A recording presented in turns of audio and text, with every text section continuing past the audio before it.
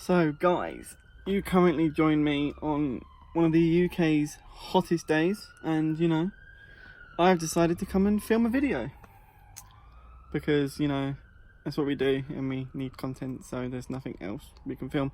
So today, and you can see it, I'm going to change this head unit for a nice new Pioneer double din and try not to kill myself in the process. So yeah, let's get into that.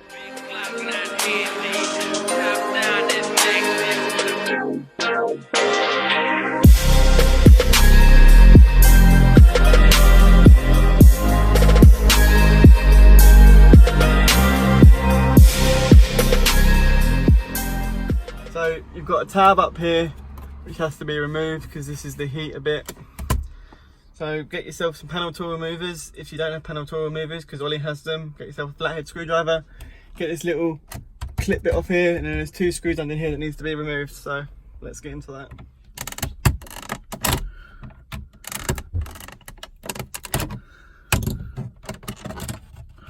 Oh, undo this clip, undo this plug sensor.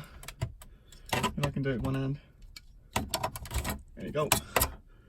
And just put it on this bit here, take the sensor out, and then you've got two screws. It's one screw, but on some it's two. It's I placed there. So it's a T20 in that, if I can find it. Where's it gone? Here it is. I don't even know if you guys can see that. In that hole there. Let's just get that out.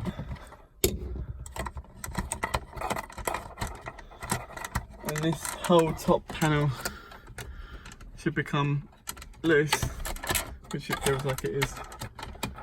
Oh my god, I can't even get it out. It's too hot for this. I can't get it.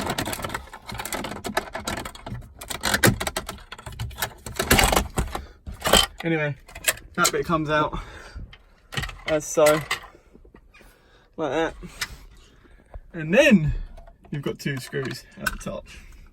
Let's get those out as well.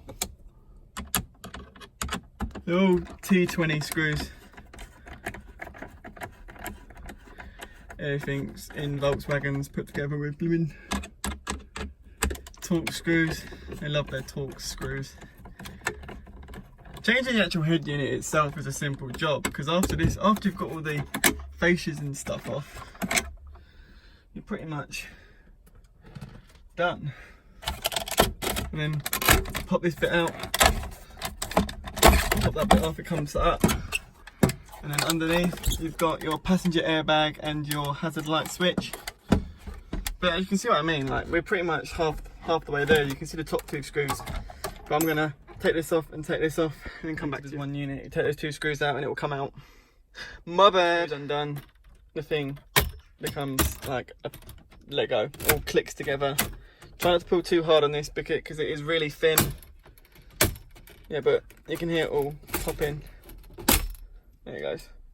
Oh, one of them snapped. Brilliant. But yeah, that is how you pretty much get the head unit out. Take those 4 bolts out, slide the thing forward, and then it's all pretty much done. So let's get those 4 bolts out, slide it out, all those 4 screws out. It just pretty much, oh, it's a heavy unit, Jesus. We're gonna get some weight reduction in here as well. You've got to undo all these connectors at the back of the head unit. There, and there. And then slide this whole entire thing out. This big chungus of a thing. From there, you pretty much just got to repeat your whole entire process, but putting your new head unit back in, using all the plugs and connectors and everything. So let's go and grab that. It's a Pioneer MV bloody A210, whatever it bloody is. I just wanted one that has an internal amp that can control everything. I also spent like 40 quid at Halfords and bought all the wiring harness for the steering wheel controls as well. So what I've done is just plug all of that in. That's the plug that's got to go into the car. Parking brake sensor. This is all your fascia and everything there. There's the new car. And then pretty much put it all in. Okay, mistake number one, make sure you buy everything before you actually connect your whole head unit up, because I didn't know that on here is like 2 radio antennas, and then you need to go into one, and I haven't got a part for that. But yeah, we should pretty much just plug in and play after that. So, oh, I'm gonna wire it all up, turn it on, turn the car on, make sure everything works before I tidy everything up, because there's no point putting everything in and then it not working and then having to take it all back out. So I'm going to plug all of these connectors in. It's pretty much just a plug and play job between the connectors, and then we're going to have a little see if it works. Balancing there, the best I can get balancing. Let's turn the car on, and we have lights and we have power.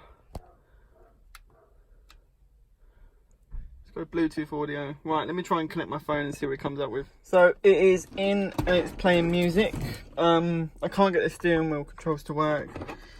Basically this thing needs programming and I cannot try it. I cannot get it to work. I've tried everything online, I've tried the instructions. Nothing's working as usual, so I'm just going to chuck it in now and figure it out at a later date. Buy the adapter for that.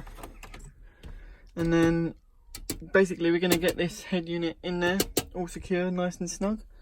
And then we're pretty much done. I bought the settings. Still can't get the the steering wheel controls to work. I press the button and it reads it on the CAN bus unit, but it doesn't read it on the steering wheel. So if anyone knows what I'm doing wrong, help me out. But yep, that's all in. Everything's working. It's all connected. So yeah. Do all your bolts back up, put all your top bit back in here and fiddle with all your settings and EQs and all your graphics and everything.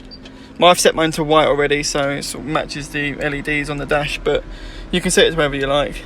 And the car fan has just kicked in, so I'm going to turn the ignition off. Everything goes back on in the order you took it off, and then it's only done-dones until you have to rip it off and figure all your steering remote controls out. I mean, whilst you've already got your head unit out, probably the best time to install a sub and amp kit is now, so you don't have to rip it all out again. I mean, yeah, I have to rip it out to get the steering wheel remote controls to work, but I might as well wire in this sub and amp kit in this video. Then, when you are literally pouring and dripping in sweat, because it's like 5 o'clock and it's still like 34 degrees, you have your brand new head unit in place. It just takes away the outdated old styled one and puts a lovely new touchscreen double DIN one in. And now I've got the wires underneath there for the sub and amp traced back all the way to the back of the car, so we can get the sub and amp fully installed, because the battery is in the boot of the Golf R32. But yeah, at least the head unit's in. Now I've got to try and turn it. Now I'm going to turn it on and actually make sure it comes on. The R32, the battery, among other several things you have to take out, is underneath this panel. So I'm like, oh, I don't have that size screw. More rust.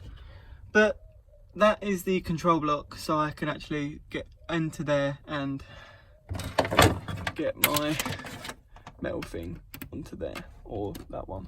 But yeah. So, let's do that. After about an hour, half an hour, trying to figure out why the sump won't work, I finally got it to work. Basically, it was me being an idiot and didn't realise that there was 2 parts to this sub and amp wiring kit. There was 2 separate lengths of speaker wire. But I've got all the wires from the battery coming up there. I've had it all running, I've had it all working, so now I'm just literally tidying up all the wiring, hiding it underneath all the trims best I can, and then it'll be done realistically. So let's just keep on tidying these wiring up. Oh my god, that was hard. So it goes all the way underneath there, down there, along this skirt, behind there. Had to take the entire rear seat out, and then all into the boot. So that is the complete 7 amp install. Body amp, don't care about that. And the complete head unit install. With everything tucked, everything neat, looking nice and fresh. I am a complete sweaty mess. But if you did like this video, please like, subscribe, keep coming back for more. I know this isn't really the best modification video in the world. Join us back next Wednesday now for another video. Bye.